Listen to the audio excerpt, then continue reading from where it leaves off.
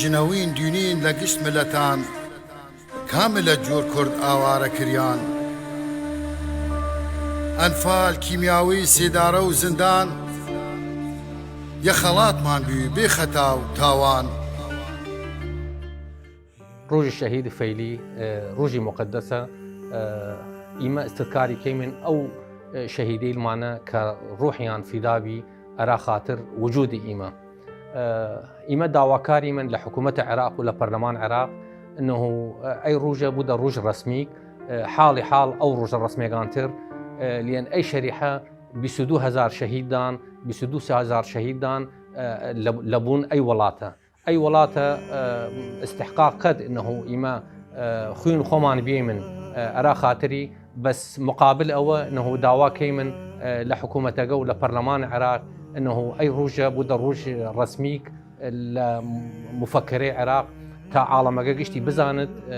إنه أوانا كخوين خويان دان أرى خاطر أي ولاته إنه إما قصاري فكريان كيمن دوای ئەوە واجبە لەبانمان ئیمە کە فەیلی بەغداد و محافظات گشتی ئەنه گشت ساڵی گەرەکە لی تاریخە ئیمە استذكار ئەو شەهیدەیمانە بکەن وفعالیات وندەوات ومناسبات داواکەی من ئەنه کە تا ئەی شەهیدەیمانە لە فکرەوە نەچێت و بمینن تا ڕۆژی قیامەت ئین شاء الله. کورد فەیلیم نیشتەجای بەغداد تاوانی ناوە 1000 جار مدام زعمتي لسخت ليريكي شام كرد فيليم وبناس كشام. رسالة إيما أرى عوائل شهداء من إيما دعوا كيمن إشوي من إن شاء الله يعني لفكرة ونشينا قصالي إيما فكرة كيمن ومتواصلي من كوجودات فيلي إيما لبغداد متواصلي من والحكومة العراقية تا كافة استحقاقات أي شهيدي المعنى بيمن إن شاء الله. يا كري داشتم نازار وجوان دنيا والكردم رايبي مشوان كرد مبان شاني دل فقكو مقايتي بو لنفس وشو إما غصبنا لبان مان إنه قصالي خلال ندوات وبعض فعاليات بكيمن إنه استذكار شهيدان مان بكيمن دواي ودواش كيمن لحكومة مان إنه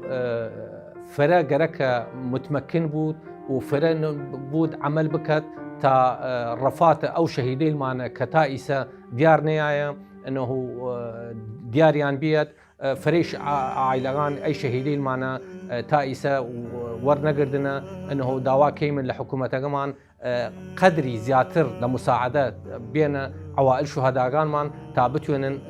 أو أوي حاصل رفاتيان نكردنا تابتون حاصل رفاتيان بكن. هنوز يمنال أسر شو سريم هر لعزلا آواز خم شريم دنيا ديتها كي ويجورميني